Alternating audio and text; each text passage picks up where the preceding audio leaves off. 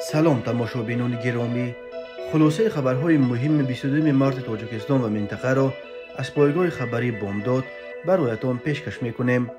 شروع میکنیم از یک نگاه کوتاه به سرخط خبر مهم روز. در این برنامه اثرات بارشات و سیل و یرچ و آفتهای دیگر در روزهای عید نوروز در تاجیکستان. جسدهای دختر 17 ساله و پیرزن 66 ساله را از دریای قراتوغ یافتند. ساکن سوق از روسیه برگشته همسر حامله‌اش را با 70 ضرب کرد کشت. اخراج باز 12 مهاجر از جمله 4 تاجیک از کالوگا. شیگر توکوجایی تاجیکستان از عربستان سعودی شکست خورد. و اکنون تفصیلات خبرها. کمیسیون ولایت‌های فوق‌العاده تاجیکستان روز 22 مارت سال 2024 از اثرات منفی آفت‌های طبیعی و سیل و بارشات روزهای آخر در کشور خبر داد. شب 21 به 22 مارت بر اثر باران‌های بیست 56 متر روی دهه سفیده جماعت باغستان نویه شهر نو زیر لایقه ماند. رفع عاقبت‌های آفت طبیعی ادامه دارد. روز 21 مارت بر اثر بارشات سیل از تپه‌ها جاری شده روی دهه هفت تپه جماعت آریان در کنار شهر ایسار را بست. رفع عاقبت‌های آفت طبیعی در اینجا با کمک تکنیک مخصوص و با جلب ساکنان ادامه داشت. روز 21 مارت در حدود دهه نوروز جماعت نومان رازق در کنار شهر وحدت به سبب بالا رفتن سطح آب دریای سیمگنج خط کنده شدن بند آب یا دمبه به وجود آمد. به این دلیل 20 عائله را به مکان امن کوچانیدند. روز 21 مارت ساعت 16:20 در کوچه کنار مغول شهر راغون بر اثر بارشات شدید یک تپه کوه لغزیده راه داخلی شهری را بست. کارمندان کمیسیون ولایت‌های فوق‌العاده و خدمات راه شهر راغون عاقبت این آفت طبیعی را برطرف کردند. روز 21 مارت بر اثر بارشات 25 خانه ساکنان دهه چارباغ 2 در جماعت عینی نویه خراسان زیر آب ماند. 20 عائله را موقتا به جای امن کوچانیدند. روز 21 مارت سیل یک کوچه و 5 حوله ساکنان دهه بهار جماعت به نام قدرالدین غیاثوف نویه جومی را زیر کرد. در نویه قبادیان روز 21 مارت در دهه رفشن آباد جماعت ناصر خسرو سیل آمد ولی یگان آسیب به نظر نمی رسد. در نویه ناصر خسرو روز 21 مارت سیل تقریبا 4 کیلومتر راه بین تاجیکستان و ازبکستان را زیر کرد. برای تازه کردن راه 2 ماشین مخصوص گریدر جلب کرده شدند. روز 21 مارت در دهه گلفشان 3 در جماعت چارگل نویه یوون نیز سیل آمد ولی خوشبختانه یگان ضرر نرسانده است. 21 مارت بر اثر بارشات سطح آب دریای یوخسو بالا رفته پول بین دهه‌های دشت رباط و سوانی جماعت شوگنو نویه خوولینگ زیر سیل ماند. حالا این پول الکی تازه کرده شده است. 21 مارت در راه بین نورک و وحدت سنگریز به عمل آمد. راه الکی تازه کرده شده روای نقلیات از نو برآمده شد. 21 مارت بر اثر بارشات و سیل کانال شورکاس در نویه تیمور ملک مجرای خود را دیگر کرده بنای خدمات سوختارنشانی این نویه را زیر آب کرد. در حدود جماعت‌های کوریز، پوشینگ و صفابخش و مرکز نویه دنغره نیز سیل آمد و چندین حوله و راه را زیر آب کرد. کمیسیون ولایت‌های فوق‌العاده گفت خوشبختانه در این آفت‌ها کسی آسیب ندیده است. بنا به پیشبینی باشناسان تا 27 مارت در راه‌های کوهستانی کشور خطر فرو ریختن ترمه و سنگ باقی میماند. کمیته به این دلیل از همه خواسته است که در این روزها از سفر به مناطق خطرناک به ماهیداری و شکار، هیزمچینی و چرانیدن چاروا خودداری کنند.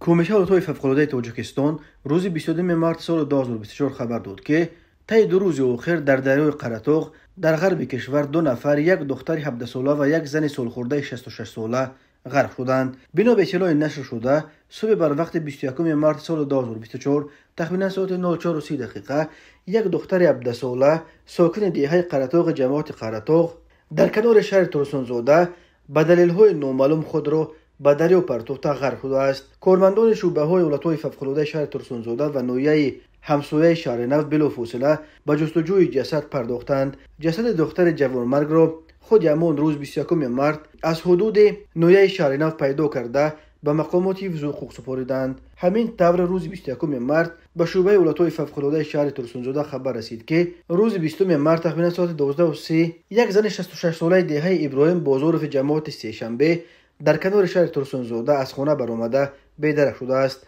در نتیجه کارهای جستجویی کارمندان شعبه ولایت‌های فوق‌العاده شهر ترسونزاده جسد این زن را نیز از دریای قره‌طاق پیدا کرده به مقامات حفظ حقوق سپردند. تفسیرات دیگر این دو حادثه و سبب‌های خود را به دریا پرتافتن این دختر نابالغ و این زن سالمند معلوم نیست. هر سال در تاجیکستان صدها مورد خودکشی و سوءقصد به جان خود رخ می‌دهند. تقریبا نصف آنهایی را که به جان خود قصد می‌کنند زنان و دختران تشکیل می‌دهند. حالت‌های احساساتی بخصوص در پی مناقشه‌های عائلوی، مشکلات اقتصادی و دیگر مشکلات روزگار از سبب‌های عمده خودکشی در تاجیکستان نام برده می‌شود. این دو حادثه آخر در روزهای ماه شریف رمضان رخ داد، ماهی که مسلمانان نباید فقط روزه بگیرند بلکه از همه دیگر اعمال منفی از جمله از رنجاندن دیگران با شمول نزدیکان خود پرهیز بکنند.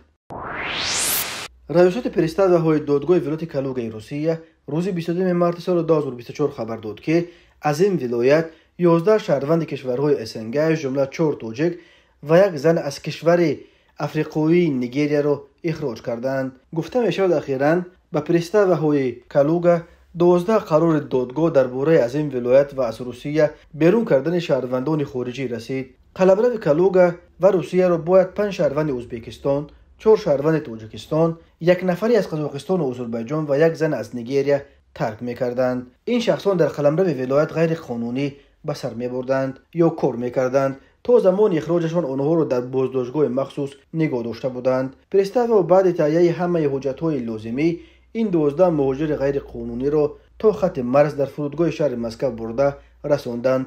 آنها را برای 5 ساله دیگر از حق ورود به روسیه محروم کردند. گفته می شود در اطلاع نشر شده در روسیه گوبرناتورها را پرزیدنت تعیین می‌کند. متاسفانه سالهای آخر پرزیدنت روسیه ولادیمیر پوتین در چندین ولایت از جمله در کالوگا، تولا و کالینینگراد و همین طور در منصب‌های بلند حکومتی از جمله در رهبری کمیته تفتیشات روسیه شخصان موقعشان آشکارا ضد مهاجران را گوبرناتور یا وزیر و یا رهبر اداره تعیین کرده است. سال 2020 پوتین ولادیسلاو شپاش را که با موقع و سیاست آشکارا ضد مهاجران نام برآورده است والی کالوگا تعیین کرد. در دوره رهبری شپاش کالوگا قریب هر هفته با خبرهای مربوط به موج نو به نو تعقیب و اخراج مهاجران در سرخط خبرها قرار میگیرد. اینک چند سال باز در ولایت کالوگا مهاجران را حتی برای قانونشکنی‌های خرد و ریزه دستگیر و اخراج میکنند. برای کشورهای چون تاجیکستان که منبع اساسی تامین روزگار اکثر خانواده‌هایشان پول از روسیه فرستاده عزیزان مهاجران آنهاست، از حق سفر به روسیه محروم شدن هر مهاجر به معنای از یک منبع اساسی درآمدش محروم شدن دست کم یک خانواده است. هر سال از روسیه به تاجیکستان و اساساً با شرافت مهاجران چند میلیارد دلار پول میفرستند. تماشابینان عزیز، یادآور می‌شویم خلاصه مهمترین اخبار تاجیکستان را از پایگاه خبری بامداد تماشا دارید. برنامه را ادامه می‌دهیم. فاطمه ستارова ساکن جماعت دهات یووه نویه باباجان غفوروف که حامله بوده است شب 15 مارس سال 2024 از دست شوهرش کشته شده است. به اطلاع نزدیکان فاطمه ستارova حادثه در خانه استقامتیش رخ داده است. جسد او را صبح 16 مارس خوشدامن و دیگر پیوندان شوهرش آغشته خون پیدا کردند. پدپلکوونیک اکبر شریفی سردار دفتر مطبوعات ریاست کارهای داخلی ولایت سوخت کشتار زن از جانب شوهر را تصدیق کرد، اما از دادن اطلاعیه بیشتر خودداری کرد. یکی از نزدیکان زن کشته شده گفت شوهر فاطمه ستارova که ماه ینور به مهاجرت مهنتی به روسیه رفته بود 15 مارس به وطن برگشته به تن همسر حامله‌اش 70 مرتبه کار زده است. سبب با چنین شیوه بهرمانه به قتل همسر دست زدن شوهر تحقیق می شود، اما پیوندان فاطمه ستارova می گویند به احتمال زیاد حامله شدن زن باعث شده است که شوهر او را به قتل رسانیده است. فاطمه ستارova دانشجوی سال 5 شعبه روزنامه‌نگاری دانشگاه دولتی خوجند بوده است. همکورسانش می گویند او روز 15 مارس در درس اشتراک داشت و احساس خطر نمی کرد. تفصیلات دیگر حادثه معلوم نیست. باید گفت حادثه کشتار همسر از جانب شوهر در ولایت سوخت پیشتر نیز ثبت شده است. از جمله سال گذشته ساکن 28 ساله نویه جبار رسولوف نیز همسرش را در زمینه رشک به قتل رسانیده برای 17 سال محکوم به زندان شده بود. تیم ملی فوتبال تاجیکستان شب 21 مارس سال 2024 در بازی سوم دوره دوم مرحله انتخاباتی جام جهان 2026 در گروه جی از تیم ملی عربستان سعودی شکست خورد و آخری در ورزشگاه دانشگاه شاه سعودی ریاض برگزار شده. گل یگانه را در این بازی در دقیقه 23 سلیم الدوسری به دروازه رستم یتیموف زد. در نیمه دوم بازی فوتبال بازان تاجیک تلاش کردند تا حساب بازی را تغییر دهند، ولی چند امکان زدن گل جوابی را استفاده بردن نتوانستند. مخلصان تاجیک میگویند که نبودن سرمربی قبلی تیم ملی روبرت شگرد سخت احساس میشد و نه فقط به خاطر شیور پرتویی های بیاد ماندهش با شیور تاجیکستان به پیش، بلکه با اصول و تاکتیک پیشبری بازی و اما نخستین بازی تیم ملی تحت رهبری سرمربی گرجی گیل شکلیزه متاسفانه با شکست انجامید. در بازی دوم در گروه جی پاکستان در میدان خود در اسلام آباد از اردن با حساب بزرگ 0-4 شکست خورد. هر سه گل را موسی علی تمری زد. به این ترتیب بعد سه دوره مسابقات در گروه جی عربستان سعودی تحت رهبری مربی شورتیار ایتالیایی روبرتو مانچینی با 9 امتیاز در مقام اول جدول جای گرفته است. تاجیکستان و اردن هر دو 4 امتیازی دارند، ولی از حساب‌های تناسب بهتر توپ‌ها تاجیکستان در جای دوم و اردن در زینه سوم قرار دارند. بازی این دو تیم ماه سپتامبر در دوشنبه مساوی انجام یافته بود. پاکستان هر سه بازیش را باخت و در زینه اعظم آخر جدول گروه جی قرار گرفته است. در دوره چهارم مسابقات در گروه جی روز 26 مارس سال 2024 تیم ملی تاجیکستان در ورزشگاه مرکزی دوشنبه با تیم پیشرفت گروه عربستان سعودی وارد رقابت خواهد شد. بازی ساعت 20:00 دقیقه به وقت دوشنبه آغاز می‌یابد. برای فوتبال بازان تاجیک در این رقابت چون آب و هوا غلبه لازم است، چون که با رقیب اساسی خود برای جای دوم تیم اردن در میمانی خواهند گذاشت. و بالای این در دوره چهارم اردن با پاکستان تیم اعظم از ضعیف در گروه جی و باز در میدان خود بازی میکند و به احتمال غالب از این بازی با پیروزی و 3 امتیاز در جای بیرون خواهد رفت. مرحله دوم دریافت راه‌خطا به مرحله نهایی جام جهان 2026 در قاره آسیا با اشتراک 36 دسته در 9 گروه ادامه دارد. دسته‌هایی که در این 9 گروه جای یکم و دوم را میگیرند به مرحله سوم مسابقات راه می‌یابند و همزمان صاحب راه‌خط به مرحله نهایی جام آسیا 2027 میشوند. جام آسیا 2027 در سعودی دایر میشود.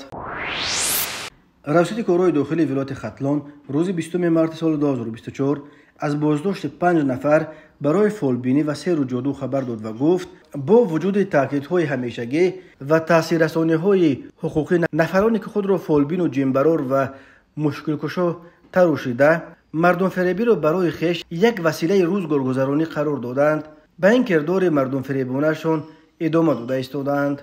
از جمله کارمندان میلیس ختلان ضمن برگزاری چاره‌بینی‌های مقصدناک و عملیات سنجشی 5 نفر را با اتهام قلابی و مردم فریبی دستگیر کردند. اینها ابراهیموف رحیم کریموویچ سال 1958 ساکن نویه کوشانیان، قربانووا نرگس سال 1974 ساکن شهر لیوکند، نظرova ایدمو سال 1965 استقامت کننده شهر لیوکند، کلچکووا خالدانه سال 1958 ساکن نویه جلالالدین بلخی و غایب نظرova نرگس سال 1974 استقامت کننده نویه فرخار. جماعت شهرک فرخار خود دستگیر شدگان و نزدیکان آنها برای شرح قضیه دسترس نیستند، ولی بنا به گزارش میلیس ختلان ضمن چاره‌بینی‌های سنجشی معین گردید که دستگیر شدگان به سیر و جادو مشغول بوده مردمان زیاد را به دام فریب به خود کشیدند. هرچند عملهای مردم فریبی و سیرگیری و جادوگری برخی از طایفه کج رفتار یکچند مرتبه در برنامه‌های تلویزیونی کشور به نمایش گذاشته شده بود، اما معین کرده شد که آنها از این روی پیش کردهشان دست برکشیدنی نیستند. ضمن از نظرگذرانی منزل استقامتی نامبردگان یک قطار اشیای برای سیر و جادو استفاده شونده همچون دلیل شیعی دریافت و مصادره کرده شدند. وابسته به حالت مذکور نسبت به نامبردگان برای مشغول شدن به سیر و جادو و فالبینی با ماده 482 کودکس حقوق بیرونکنی مأموری جمهوری تاجیکستان پروتکل مأموری ترتیب داده شده، همزمان برای من بعد به این عمل مردم فریبانه مشغول نشدند به طور قطعی آگاهانیده شدند. در تاجیکستان از سال 2006 فالبینی و سیر و جادو قانونا منع کرده شده، برای آن در قانونگذاری جزاهای مأموری پیش بینی شده است. تماشابینان عزیز و گرامی، این بود مرور به خلاصه چند خبر مهم امروز تاجیکستان. خبر و گزارش های بیشتر از تاجیکستان و درباره تاجیکستان و اطراف آن را در سامانه پایگاه خبری بامداد در این نشانه پیگیری نمایید: www.bomdad.com. خوش باشید.